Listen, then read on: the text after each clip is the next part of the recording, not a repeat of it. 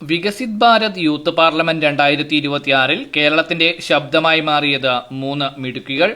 Kozhikode Providence women's കോളേജിലെ MSc physics 2ാം വർഷ വിദ്യാർത്ഥിനി M Shivani, Devagiri കോളേജിലെ അലീഷ, കണ്ണൂരിൽ നിന്നുള്ള ദേവിക കുടജാദ്രി എന്നിവരാണ് കർശനമായ കടമ്പകൾ പിന്നിട്ട് വികസിത് ഭാരത് യൂത്ത് പാർലമെന്റിൽ കേരളത്തെ പ്രതിനിധീകരിച്ച് അണിനിരന്നത്.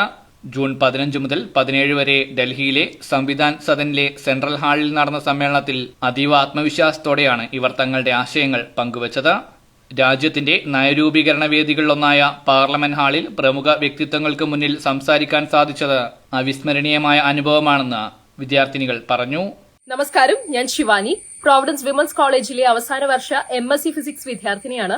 ഇക്കഴിഞ്ഞ യൂത്ത് പാർലമെന്റില് കേരളത്തിനെ പ്രതിനിധീകരിച്ചുകൊണ്ട് ഇന്ത്യൻ പാർലമെന്റിൽ സംസാരിക്കുവാനും തന്റേതായ ആശയങ്ങൾ പങ്കുവെക്കുവാനും തെരഞ്ഞെടുക്കപ്പെട്ട വ്യക്തിയാണ് ഞാൻ. നാരി ശക്തി വന്ദൻ എന്ന വിഷയത്തിലായിരുന്നു ഞാൻ സംസാരിച്ചിട്ടുണ്ടായിരുന്നത്. അതുമായി ബന്ധപ്പെട്ട് 3 പുതിയ പദ്ധതികളും ഞാൻ പാർലമെന്റിൽ മുന്നോട്ട് വെക്കുകയുണ്ടായി. അതിൽ ആദ്യത്തെ പദ്ധതി നാരി സുരക്ഷാ മിഷനാണ്. അതായത് നഗരങ്ങളിൽ നൈറ്റ് ഷിഫ്റ്റിൽ വർക്ക് ചെയ്യുന്ന സ്ത്രീകൾക്കായിട്ട് തത്സമയ സാങ്കേതിക നിരീക്ഷണവും സുരക്ഷാ സംവിധാനങ്ങളും ഏർപ്പെടുത്തുന്ന ഒരു പദ്ധതിയാണ്.